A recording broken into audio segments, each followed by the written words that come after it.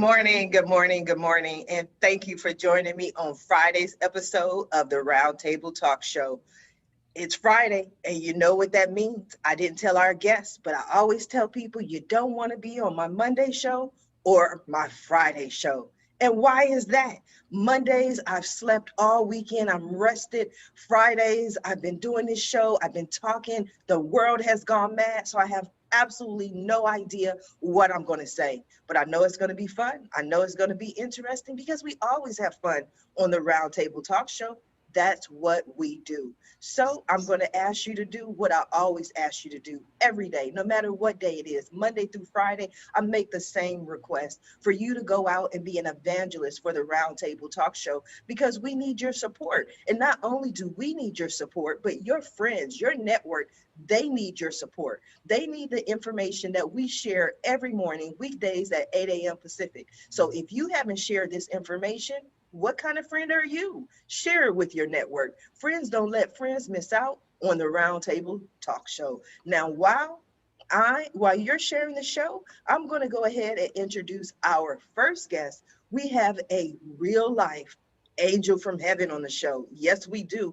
We got an angel here just for you. Now, Angel from Heaven is also known as the CEO Confident. He's an influencer, international TV host, public speaker, CEO consultant, board member, and philanthropist.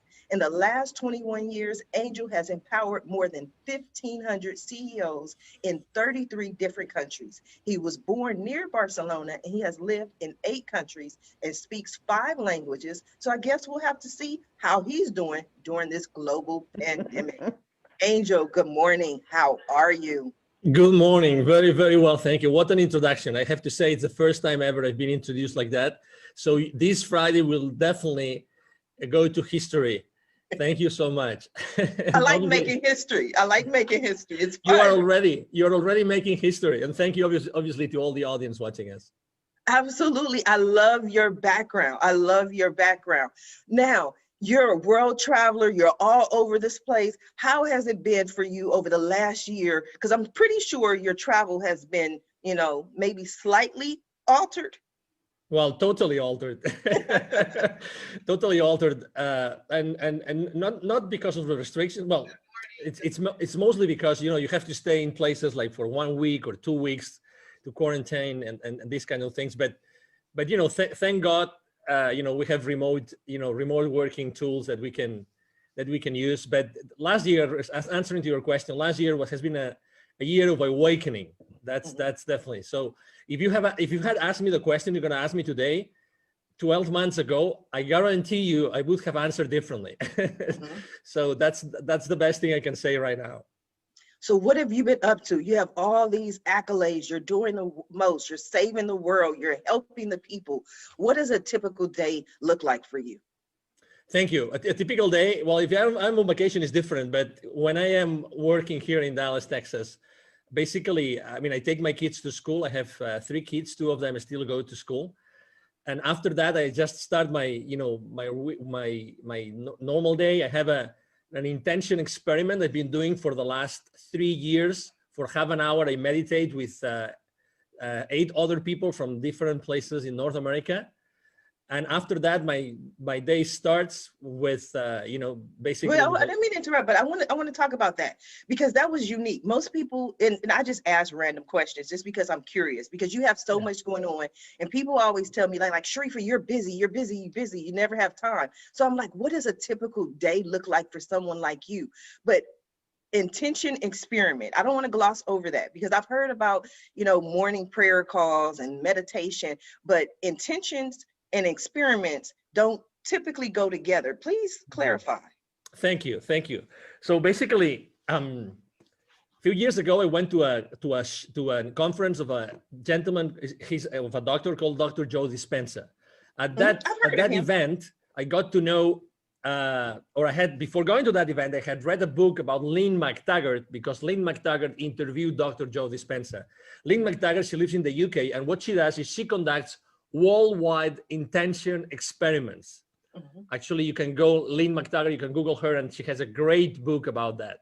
So basically, intention experiment means that every single morning a group, we are 9, but a group of 8 or more people can meet up, and basically they decide, okay, so today we are going to intend for something specific that we want to happen. And we do that for a week. So every single week we intend for something that has been proposed by one of the members. So every week, again, we've been already 3 years, every week we've been intending for one different thing that has been asked for one of the different 9 members of the team. And we're right now, actually, after so long, we are right now working on a book. We are writing a book called 10-Minute Miracles, because we've seen so many miracles happen. We've seen people healing. We've seen things changing in our lives. So it's been incredible.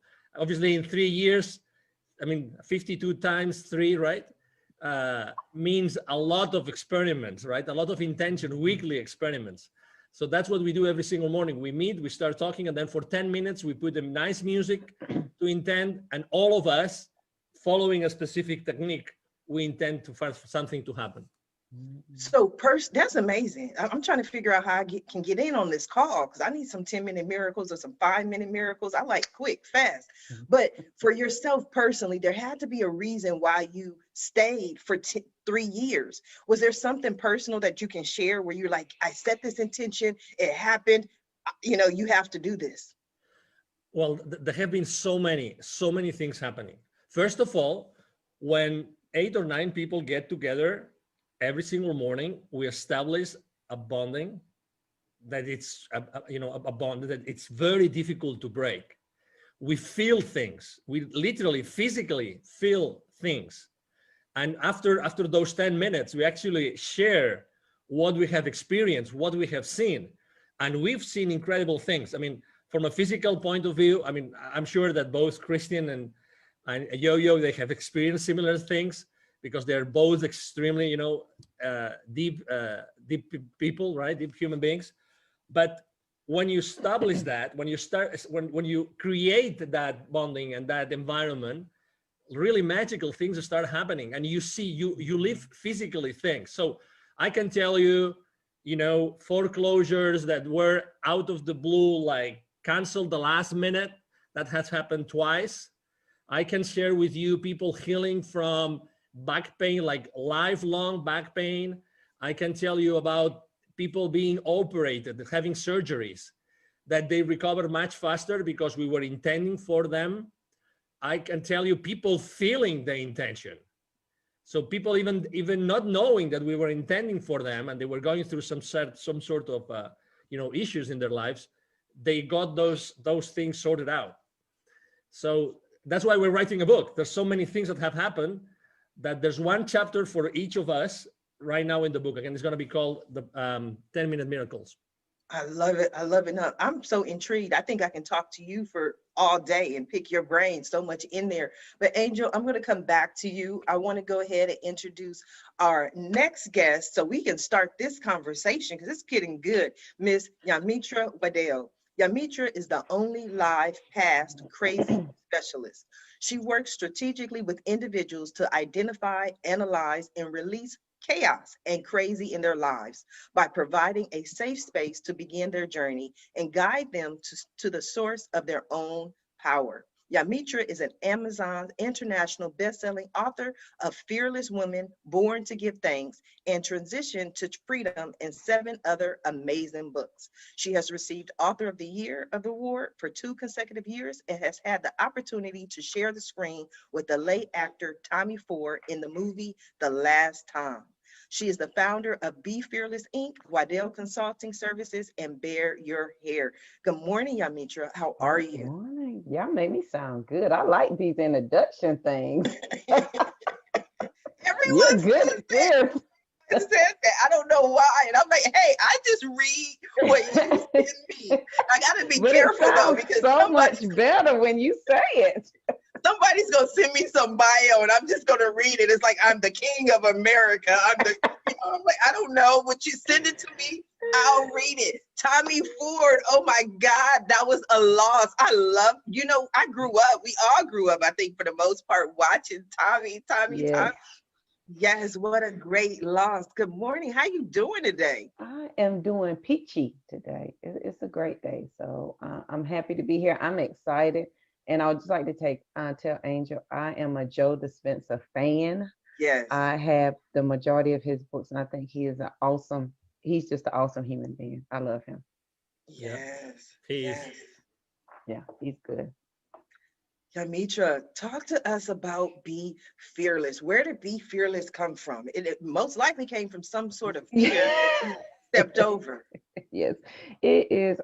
It is a story for sure. So I go by the tagline, "The only live past crazy specialist," because I know crazy, and your crazy doesn't have to be like my crazy. Your crazy could be the normal crazy, life, kids, your career, all the crazy. My crazy and Be Fearless came from being a survivor of domestic violence, and my abuser just happened to be the pastor of the church, and so to be the first lady and be the woman in front that everybody's looking to, and then being abused, it was hard. And from going from that to living in a shelter to, now finishing my PhD and owning a couple of businesses, you have, and Be Fearless, I would have to say, is understanding that regardless that this fear is here, my vision and my mission is not changing. Fear is going to have to go with me on this journey. Like, you don't have a choice. And so being fearless is understanding, acknowledging, yes, I'm afraid, but that has nothing to do with the fact that this is where I'm moving to and this is what I'm getting ready to go and do. What gave you the strength to get out of this situation? Because like you mentioned, for most people, the church is the rock of not only the community, but the family, right? So it's like getting divorced twice to me. I look at it like that, because you're divorcing this community and then also divorcing or getting rid of this person. Okay. So Yeah. what was that like for you? It was extremely hard because he had been a minister for 30 years. Who was going to believe? And then you have to look at the dynamics. I was 25, he was 51. We just had a kid. My family was 400 miles away. And who were they going to believe? A pastor who had been pastoring for over 30 years, or this young girl who seemingly married a man of status? And are they going to believe you?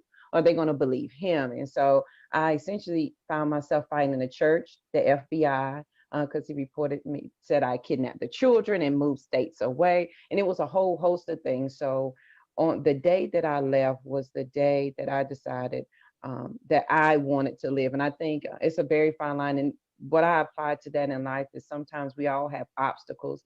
And I break it down really simple. But did you die though? Like, you have to make a decision. But are you going to die when you make that decision? If the answer is no, then you have every right and every tool that you need to make that decision. And that's what I did. Like, I knew it was going to be hard. Who wants to live in a shelter and pick up pennies off the street with 2 kids? I certainly did not. But I knew that I the way I think, and this is where Joe comes in, that's why I love him so, that my current reality is just not, I don't agree with it. So I don't have to admit to it and I don't have to be subject to it. So if I can think a different thought, then that's what I'm going to do. And it has been a 16-year journey of living past crazy. And I'm a firm believer every day to give my words and my breath direction. So before I get up every morning, I give my words and breath direction to accomplish something every morning, even if it's to find abundance, to find the answer that I'm seeking, whatever it may be. That's what I set out to do, because I believe your words are absolutely powerful, period. Wow, your story, your life is powerful. That's why I love doing this show. I really do. I love it. I love it. I love it. It's a personal passion of mine. Yeah. That's why I get up every morning and do it, because it takes away excuses for people. Yeah. When people come to me and they say, "Well, Sharifa, I can't because," or I'm too this or I'm too that, or this person is stopping me. I'm like, you're going to watch January 8th episode of the Roundtable Talk Show. You're going to listen to those guests. And then, because if they can do it, there's no reason why you can't as well. And so much of what you're saying resonates with me in my life and my crazy, I guess. But when I was in my worst times and I lost everything and was homeless, I would walk and I would literally speak to God, and I would say, "God, I know you didn't bring me this far to just bring me this far." Yeah. So you went through all of that, owner of multiple companies. Was there a point where you said, "You know what, there's something better, something greater, there's something else out there for me"? Yeah, oh, absolutely. I'm a fan of quotes and affirmations, and I'm a nerd. And one of the things that I could not do when I was married was go to the library. And the first day that I left, I went to the library and I was like the little kid. I faced the wall, and I love to smell books. I know that's strange, but I love the way books smell. And I smelled books, and I had a stack of books in my lap. And the first book I opened, I couldn't tell you the name of it, but the quote that I opened up to was by John Wooten, and I'm also a basketball fan, and it says, "Don't let what you cannot do interfere with what you can do." Because I was like, JoJo, what is it that you can do? Because I couldn't find an attorney that would help me. Nobody wanted to help me because everything was so crazy. And that quote came into play because it says, if you focus on what you can do, what you cannot do will take care of itself. And I was like, well, JoJo, you already had 2 undergraduate degrees, so that must mean you're not stupid. And so I learned the laws of North Carolina for representing myself, and I went to court and represented myself, won the case, and I live by that quote. Don't let what you cannot do interfere with what you can do, because what you can do is a lot more than what you cannot do. That is just what you choose to focus on. So I live by that quote, and then 2 more. Never close your mind to an idea simply because it's miraculous, because the idea came to you for a reason, and you are absolutely qualified to be exceptional. You're just nervous in front of your current community. We're just nervous because I want to be the first millionaire in my family, and who in my family is saying that? But it doesn't negate the fact that I'm absolutely qualified to do that. And so when we focus on those things and eliminate the negative, it becomes an amazing journey. Yes, yes. We just gonna change that M to a B though. We gonna have you. Yeah. We gonna start with Yes. billionaires We'll now. take that B. Yeah. Yeah, we gonna change that. Everything else I'm gonna stand in agreement with, but we just gonna make that change. Wow, what an amazing show. If you have not shared this show yet, go ahead and share it with your friends, because I always tell people, people don't believe me. It's the truth. Guests can attest. I do not select the dates that the guests appear. The guests decide what days they want to appear, and somehow, some way, there's Mhm. always a common theme. I don't know how it happens, just like Angel from Heaven probably doesn't know exactly how the 10-minute miracles happen, but we've seen them happen Yes. over and over and over again, which brings me to my next guest. And I know he's going to have a very important take on this conversation, Mr. Christian De La Huerta. With 30 years of experience, Christian is a sought after spiritual teacher, personal transformation coach, and leading voice in the breathwork community. He has traveled the world offering inspiring and transformational retreats, combining psychological and spiritual teachings with lasting and life-changing effects. Good morning, Christian. Morning, Sharifa, and thank you for having me. Well, I'm honored to be here. You are so welcome. What do you think so far, Angel? Yamitra, what do you think? What are your thoughts? Well, I'm touched and inspired, like putting myself in the place of your audience of entrepreneurs. It's like, what powerful messages for entrepreneurs, messages of vision, of overcoming challenges, of persistence, of resilience. And I know, from like your own story of having been laid off 8 times, and yet You did your not homework. allowing any of that to hold you back.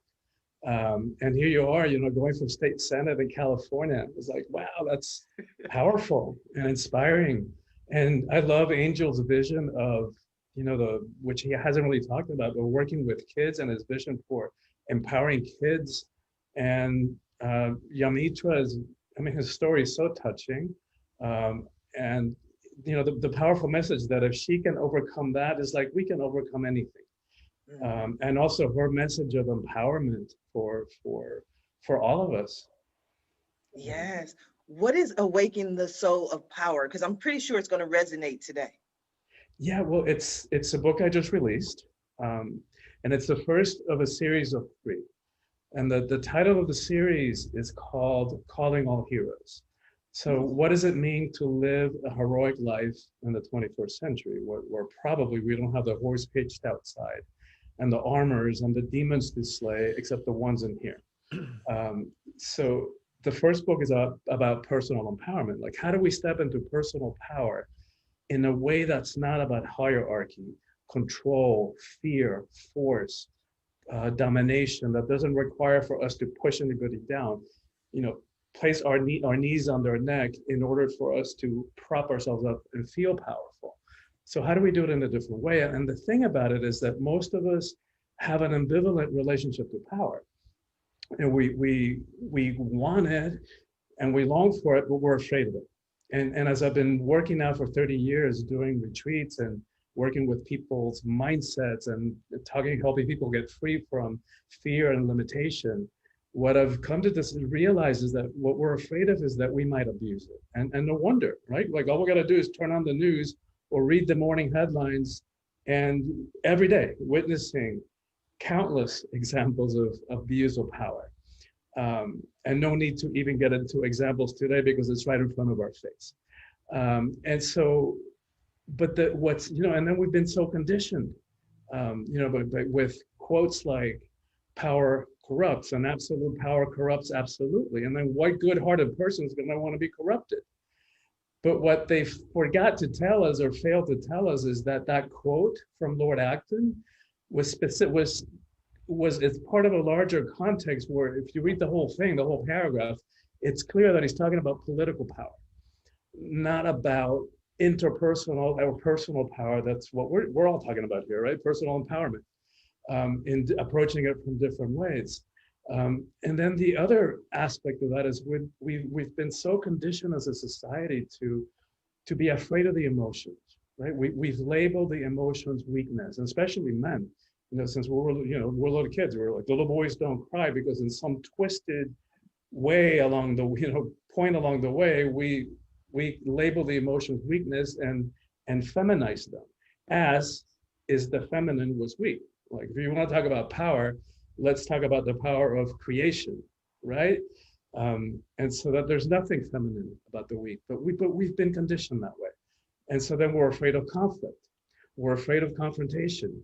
We're terrified that if we really bead all of who we are, that other people may not be able to handle us. So then we stuff ourselves, we stuff our emotions, and that doesn't work, right? What used to be spiritual teaching, that everything is energy, now we know from physics that everything is energy. Like that's the case. It's no longer spiritual teaching. So including the body, including the emotions, we know from physics too that energy cannot be destroyed.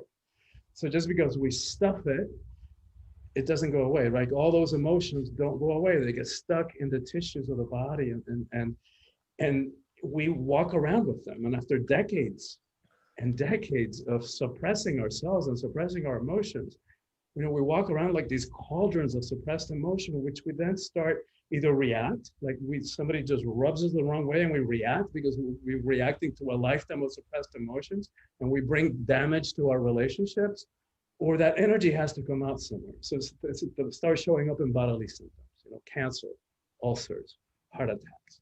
So we've got to learn how to feel and how to identify our emotions and learn how to communicate them responsibly, courageously, compassionately even.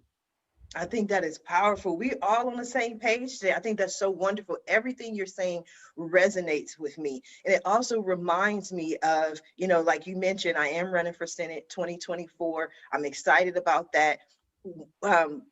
In 2018, I went through this journey, right? For some reason, I started meeting all of these psychics and channels and mystical woo-woo people, and everybody, I would have all these different sessions, and one person after another said the same thing. They would say, Sharifa, you're not standing in your power. And I'm like, okay, thank you. I don't know what that means, but thank you. And then I go to the next person and they say, Sharifa, you're not standing in your power. And I say, okay, thank you. I don't know what that means, but okay, 2021, I know exactly what that means.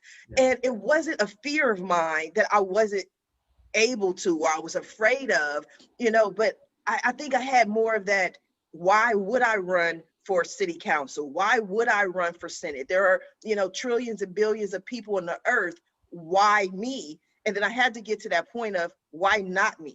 This is something you're passionate about. Why not you? So I don't think it was the fear for me, but it was just understanding that I do have a voice. And what I've done, just having all the guests for the last year on the Roundtable Talk Show, that took a lot of power to provide a platform for some of the greatest people in the world. But I didn't understand that it was power in doing that. Does that make sense, Christian? It makes total sense. And thank you for doing that. Thank you for saying yes to your own call, to step into your power and to do heroic work, right? What all of us are doing is heroic. The way that JoJo got herself free with two little kids to support, that's nothing short of heroic. And so I love this conversation. And another way that we see commonality in all of us is this desire to make a difference in the world. Right? So and it's that desire to make a difference in the world, that conviction, that allows us to use JoJo's framework to not allow fear to hold us back. Right? So that desire to make a difference, our sense of service, our sense of conviction is greater than that fear that no longer holds us back. And that's, I love that word fearlessness, because we're confused about what that means. And like JoJo, embodies and teaches, it doesn't mean that we no longer feel fear. It just means that we no longer allow fear to hold us back. Yes. You made an interesting point though, Christian. I want to ask JoJo, because in everything I've done, being laid off 8 times, losing everything, even this entrepreneurial journey that I've been on since 1994, people always ask, why did you do it? And I'm like, because my kids said, Mom, we're hungry. There wasn't this deep rooted, I want to save the world. My kids were like, Mom, dinner needs to be served somehow, some way. So JoJo, when Christian looks at you and he's like, you know what, just getting these 2 kids out of this situation, that's powerful. And I agree wholeheartedly, there's power in that. But at that moment, were you thinking about the power, or you just like, I got to get out of here? Oh my God. I was thinking, and I'll just give y'all a quick backdrop. The day I left, my abuser had taken advantage of me in front of our 3-month-old, who was a preemie, who had just got out of the hospital. And so she was only 60 days old, and she only weighed 4 pounds. And so he had taken advantage of me in front of her. And I tried to kill myself that morning. And then the next morning, that night, he tried to have me committed to a mental hospital. And I was like, this can't be my life. Like, is this going to be my life statement? And then that morning, July 26th at 7:30 in the morning, I stood at that front door and I cried for 35 minutes, because I knew when I opened up that door, it was going to say door open. And he might have been a heavy man, but he was a quick man. I was like, either I'm going to die trying to leave here, I'm not going to willingly let you kill me. And that's exactly what happened. Mind you, my family was 400 miles away. I didn't know a soul. I had no money.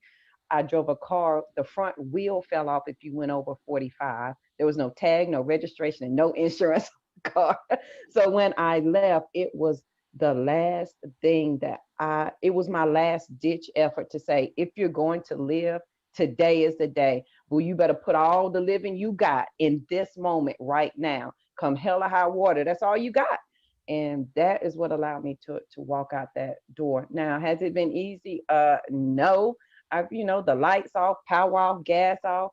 I'm eating once a day, asking my coworkers, "You want to finish your lunch so I can eat?" So whatever's at the house, the kids can eat.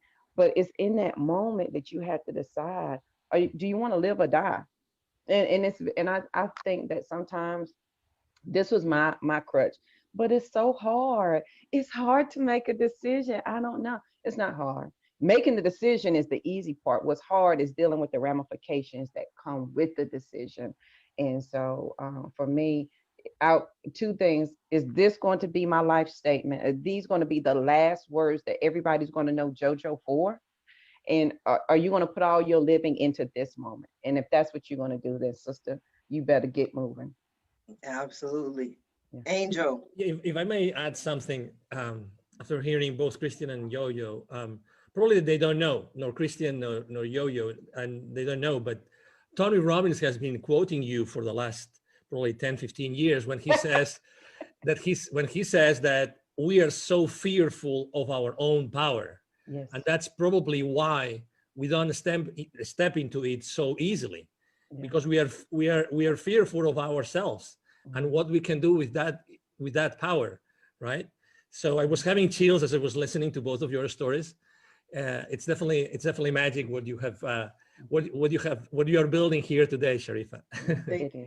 And Thank I you. would say, and Angel, you saying that reminded me, I have a journal. I host the Fearless Morning Show weekdays on Facebook at 7:15. And so we talked about this a couple of weeks ago. In my journal entry from April of last year, I wrote a note to myself, and it was like, JoJo, why are you so comfortable in the darkness? And my answer to myself was because I was so afraid of my light. I was afraid of the brightness of my light. And I think we all can agree that at some point we found a journey that spoke to who we truly are. And it began in our mindset because our mind is our superpower. And it was there that everything that we decided to embrace the light instead of the dark.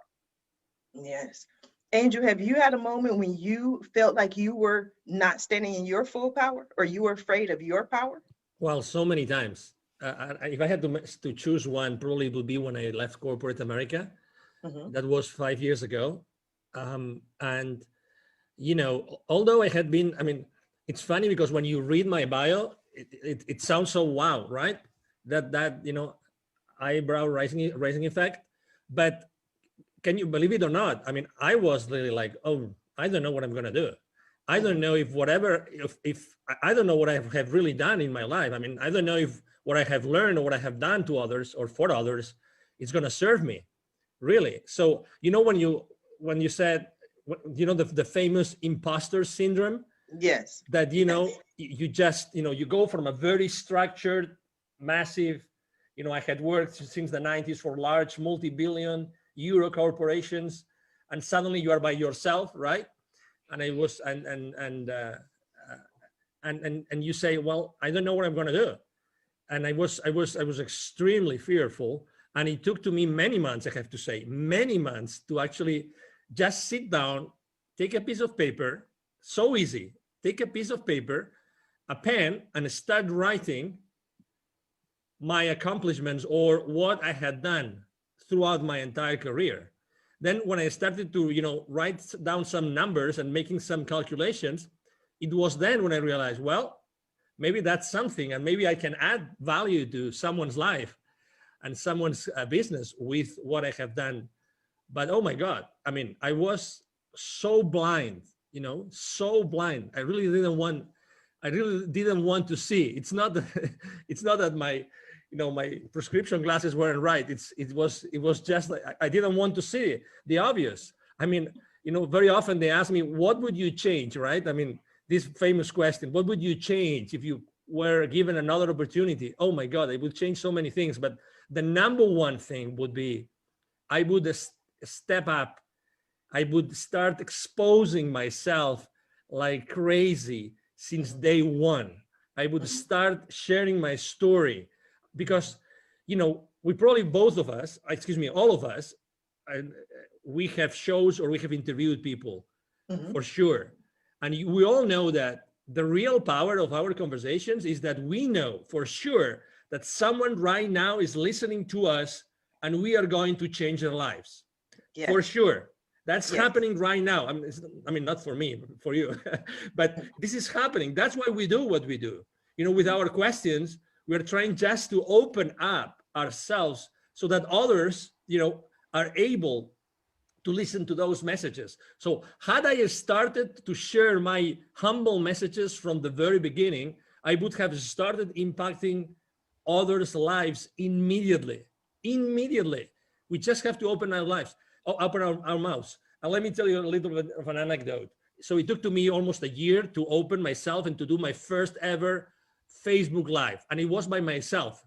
And I thought I have to make like an announcement to the world, right? Okay. So I went there, I explained, probably I didn't have all those numbers yet, but I went there, explained why I was doing what I was doing.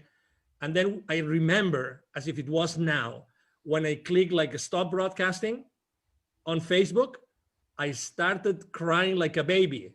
It was, I mean, the pressure I put myself, like just to go raw into the world, saying who I was and what I was doing and what I was standing up for. Oh my God.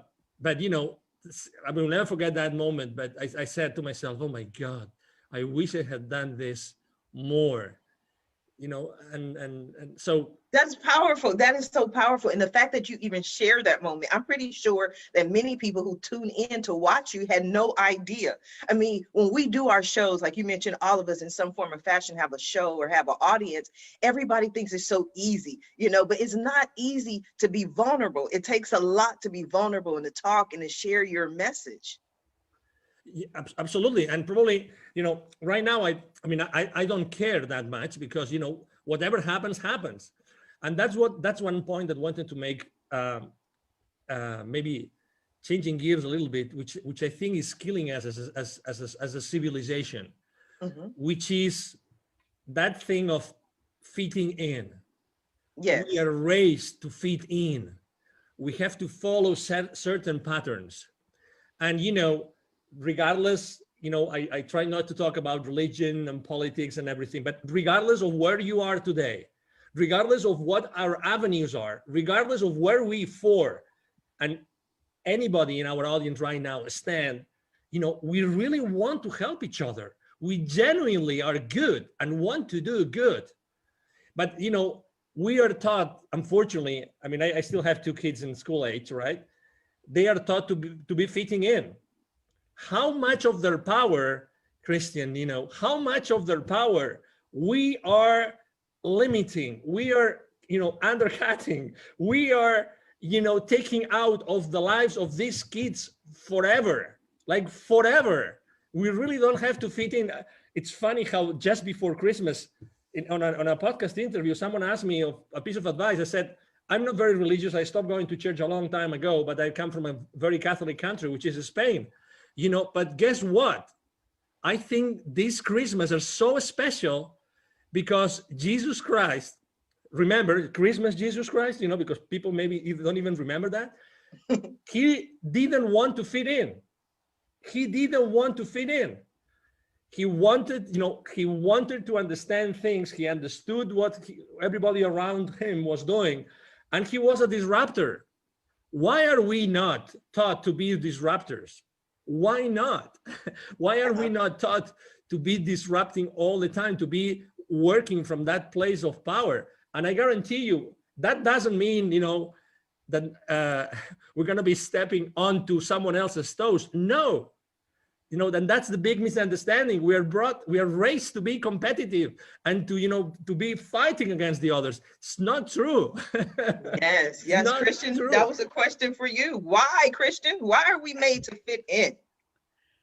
You know, it's that because humans are, you know, social animals. And because we haven't been taught, like our parents weren't taught, their parents before them weren't taught how to help boost the kids, you know, self-esteem and sense of who we are.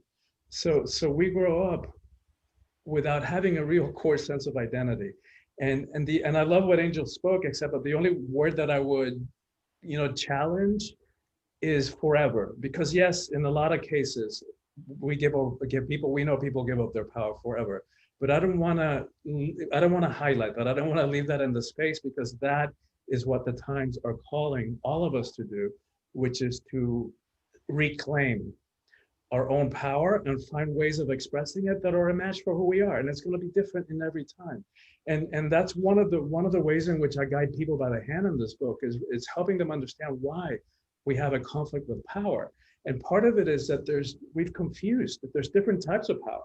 So one of them is, you know, I talk about worldly power or egoic power, which comes from the ego mind, which we don't have time to get into today. But one of, you know, some of the qualities of that are, you know, we associate power with things that are outside of us, external. Like we tend to associate people, you know, who have money, who are famous, who are some part of, you know, they're either some part of a hierarchy. They're CEOs, or they have some political or religious hierarchy or social or educational hierarchy. But the thing about those kinds of power is that because they're external, they're fickle, right? They're here today, gone tomorrow. Whereas the other kind of power, you know, which I call soulful power, spiritual power, is inside of each one of us. Nobody can give it to us. Nobody can take it away. And it's actually more powerful, right? So I think of you know, Gandhi or Gandalf, you know, in The Lord of the Rings, where they're simple, monastic robes and their sandal feet, you would never know how much power they hold until it's needed. And then watch out. Like, Gandhi, and I know that you quote Gandhi, Sharifa, and, be the change. And, but he brought the British Empire to its knees when it was at its highest point, globally, in terms of global reach, without ever landing a punch or shooting a gun. And talk about power. Yeah, I think so often you make an excellent point. When we think about power, we think about power as far as putting people down, and like you said, keeping people down, or just simply brute force. Like we associate power with, I have to just go in and take over, and that kind of power. But I've learned that power can be gentle. You know what I mean? You can speak softly and still wield the same power without having to be aggressive or argumentative or controversial. Some things may wind up being controversial, but you don't have to just go at it at such a, and the world is changing. One of the things that people keep talking about is that we're moving more towards the maternal. We're moving more towards the feminine energy of just, what are your thoughts on that, Christian? Well, it's a great question for me. It's one of the things that I'm passionate about, because my book is for everybody, of course, but it has a particular message for women, because I'm convinced that the single most important thing that needs to happen in the world is the empowerment of women, and not to make women better than or put them up on a pedestal. Women are just as capable of abusing power as men are. But it's because we have been so, as a world, as a species, we've been so out of balance for way too long. And for thousands of years, where the feminine, was made less than. And to that, we can connect all the other issues that we face. When women are in 50% of power, and when we all, regardless of what kind of body we're in, when we all reclaim the feminine, because we all have masculine and feminine energies in each of us. So when we all reclaim that, and when women are in at least 50% of power in this world, we're going to have a very different relationship to all of it, to war, to poverty, to hunger, to how we treat the environment, all of it. It's all connected to that. And so when I think about strategically, like if there was one thing that I could focus on in my limited time, here on this planet, that's what I've landed on.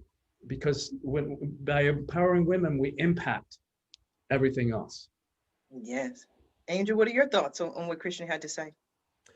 Yes, it's funny because when I was still in Barcelona, and I had been working for an audiovisual company in Spain, and there was a headhunter, a lady headhunter, that came and offered me that position before. And when I left Spain and I went to live in the UK, I had this meal with this lady and asked her, hey, why did you come? How did you find me? And you came to my first job, and you came and you took me to the second job, completely different industries, everything. Why? I mean, why? Because I went from working, in a university to working in the private sector. And she said, because Angel, you have something. And don't get me wrong, I mean, that's the 90s, okay? So because you have something which not many people have, which is your feminine side is very pronounced. And I said, what do you mean? And why did it make me a good candidate for that position? And he said, because you see life differently, because you are able to put forward things that other people would hide. And throughout my life, it's been funny because I've always worked with more women than men.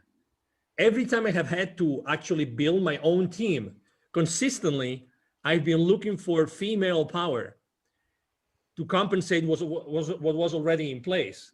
And I have always felt extremely comfortable working with women.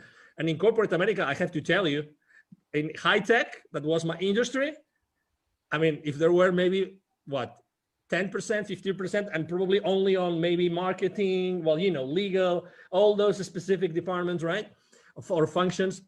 But in my case, it was always very clear. I mean, women confront life in a completely different way.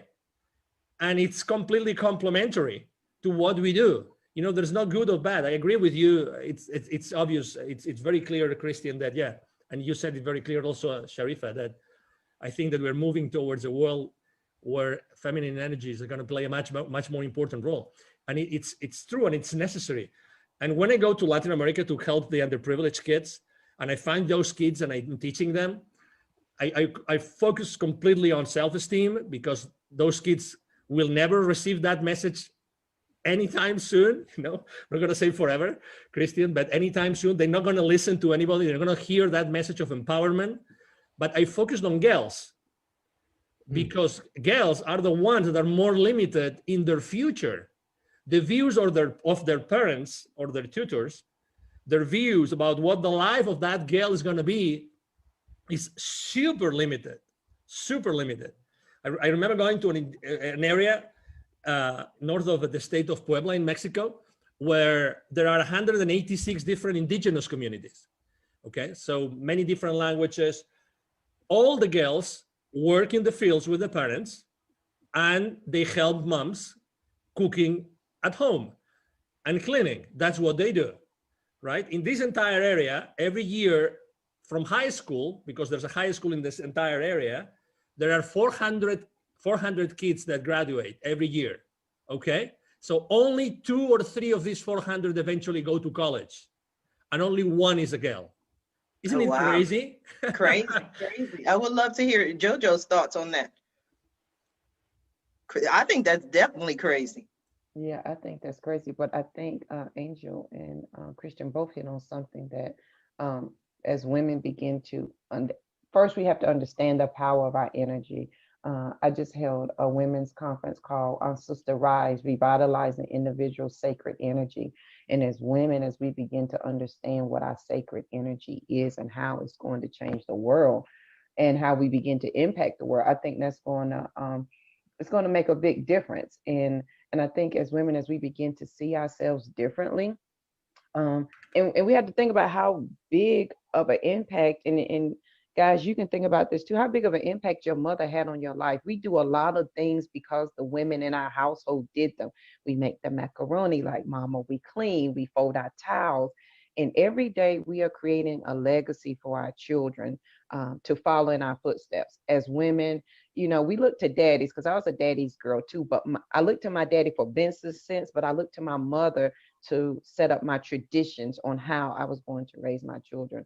And that's an excellent point, because I laugh with my son all the time. My son will be 24 in April, you know, and whenever he does something and it's not correct, I'd be like, gotta do it right. Because people will say, your mama didn't raise you right. You know what I mean? Or they'll say, who raised you? I'm like, so this is not about you. This is about me, right? It's about me, because your name is all you have.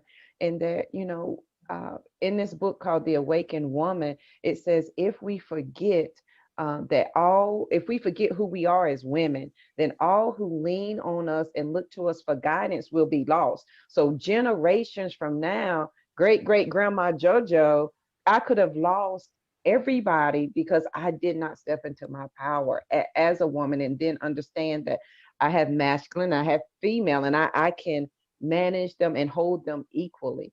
But I absolutely, this is my wheel. I love this kind of stuff. So I'm over here dancing with my feet because I'm having a good time.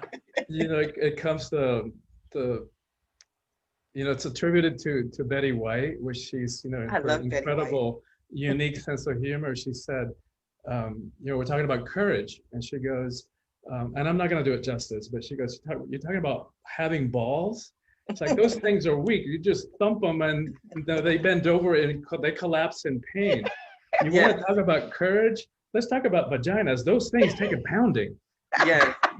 It's all in how you look at it. It's all in the perception. I love Betty White. I love laughter. I mean, that's the beautiful thing. Anytime I do stand-up comedy shows, it's always my brand, Laughter Heals. We need more laughter in the world. We need more people to remember who they are and stand in their own power. And it may not necessarily be easy, but I definitely think that it's necessary. JoJo, I want to go back to something that you said earlier in the show, when you were making, when you after you left the shelters, at what point, because I think this is very important for the audience, at what point did you really decide to stand in your power as far as being a business owner and be an example and start your conferences? What made you say, if not me, then who?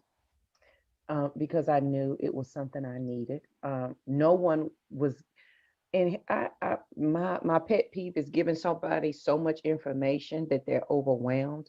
I'm the person, I need JoJo, do step one and then do step two. And nobody was giving me that.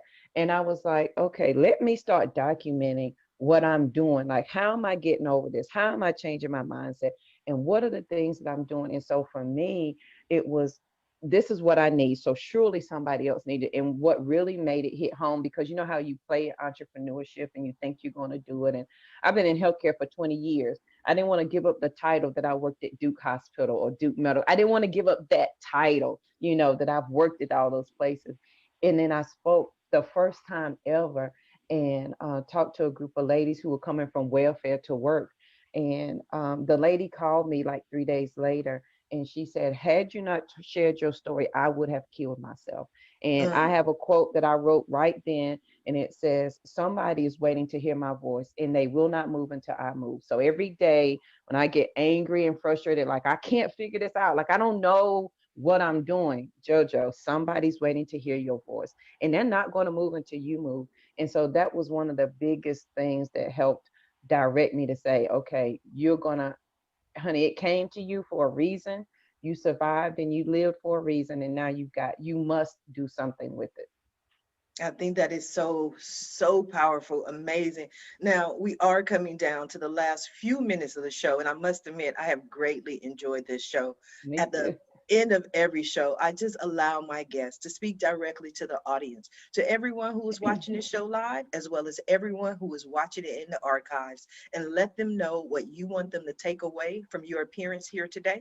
And we're going to start with you, Christian.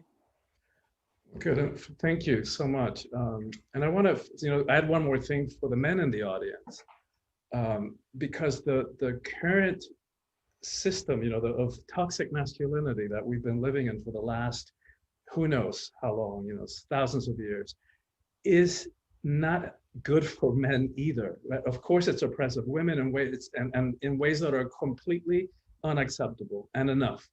But it's also been incredibly limiting for men. Like, no wonder men, have a shorter lifetime. They die 3 years before. No wonder the rate of suicide among men is like 3 times. I forget the exact number right now, but it's way higher. I think 70% of the suicides in America are committed by white men. So it's not working, right? The system is not working for men either. And it's time that we all figure out a way to reconnect with who we are, to reclaim our own sense of self, our own sense of power. As far as I'm concerned, we're living in the most critical times in the evolution of humanity. Make it or break it time, right? And so whenever one of us feels that call, like all 4 of us here have to be more, to say yes in spite of the fear, and to step into roles that we don't even know how it's going to work out, that the universe has a vested interest in each of us doing that. Because as we do that, and when we do that, the ripple effects will be felt. And like everybody here was talking about, like Angel was talking about, making a difference. That's how we all get out of this collective hole that we have dug ourselves into. Yeah. That was powerful. And that was actually a very interesting statistic. I had no idea that 70% of suicides are white males. I did know I found this interesting fact out, is that more women than men attempt suicide, but more men than women commit suicide. Is because men do suicide in deadlier ways. Women tend to take a bottle of pills and wake up in the hospital, but they live to see another day. Whereas men, they're done, they're final, they get the shotgun, and it's over. So very interesting. We have to heal the world so no one is in that position where they even contemplate or even think about suicide. And we're all here to help them. Thank you for that, Christian. Angel, what do you have for us? Thank you. One of my favorite sayings is taking perfect action now. And I do that because most of what I do is I help both, you know, corporate executives and entrepreneurs to accelerate the growth of their businesses through expansion and exposure using different techniques. And every single time, I'm very involved here in the Dallas area with the different business accelerators, business incubators, etc. And every single time I'm helping someone reinvent themselves, pivot in their businesses, I always have this same conversation. You all have an immense power inside to create wealth for the rest of the world. All of you. Tony Robbins said something which is extremely smart, which is, you know, your wealth is totally dependent and proportionate to the amount of people that you are able to serve. And I have to tell you that every single one of you have something inside your professional career, your life, that nobody else in the world has. Nobody. We all have lived completely different lives. Even if you think you are not adequate or you're not enough, you are already enough and you are already adequate. And you can already start. To offer your products, your services to the rest of the world. So I would encourage you to take imperfect action now, to start changing your life immediately, stepping into your power, as Christian and Jojo were saying very, very wisely, but do it today, do it immediately. You know, as you realized, you know, I think that many of us were confronted with death in the last 12 months, right? Like it or not, we had to think about death, you know, at some point. So, hey, you know, we can do so much good in this world and the world needs us. And if it's not us, it's not going to be anybody else. Exactly. I mean, it's great when I was listening to that from Jojo. It's like when I created my nonprofit Wisdom for Kids, I said, if I don't do that, who's going to do it? To be honest, nobody's going to do it. Nobody can do this the same way that we are doing it. Nobody.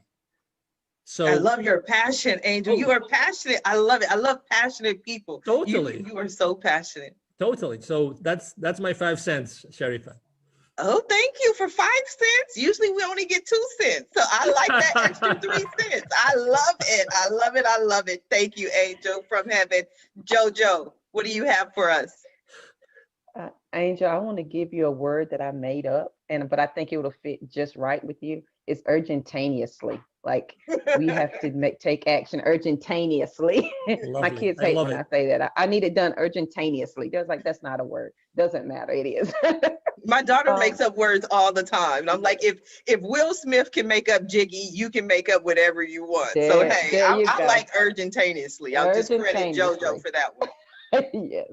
I would like to share my few cents is that as we all begin this journey, however we define it, describe it, some steps to live past crazy. And I call it self-care as gangster, because you have got to really want this for yourself to begin this journey. So there's just 5 things that you can start today. Number 1 is absolutely be quiet. You don't know what you like or what you want because you talk too much. So if you be quiet, you can hear what the God inside of you, the universe, the creator is trying to tell you. And there's a wealth of information. You have the answer. The problem can't exist without the answer already being there. They go hand in hand. Often we talk too much that we don't even want to acknowledge the answer. Number 2, be willing to understand. That means you've got to, at some point, acknowledge and work through all of your stumbling blocks. Ain't no way around that. Like, you've got to be willing to do that. Number 3 is allow space for yourself. Allow space for healing and grace. I learned that on this journey as I was growing, I had to make room inside of myself for JoJo to be great and not be small. And Grant Cardone says you do more damage by living small than you do by living great. And so you got to make space inside. And then when you do that, give yourself some grace and peace. Forgive yourself. Yeah, you made a stupid decision, but you made the best one that you could at that moment with what you had. Give yourself some grace and peace, sister, and move on. And then respect the power that's in you. And you do that with wisdom and peace. Respect that you are a superpower, and every day you have the option to pick your superpower up or lay it down. And I would tell you that, and people say, JoJo, I'm not like you. Like, I'm not powerful, honey. JoJo ain't either, but please let me tell you something.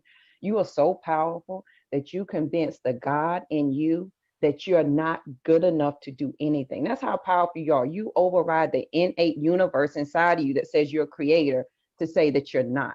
So you can't tell me you're not powerful. You do it all day, every day. It's just what you choose to do with it. So respect the power that's in you. And number 5 is release the need to be less than, those old habits and thoughts.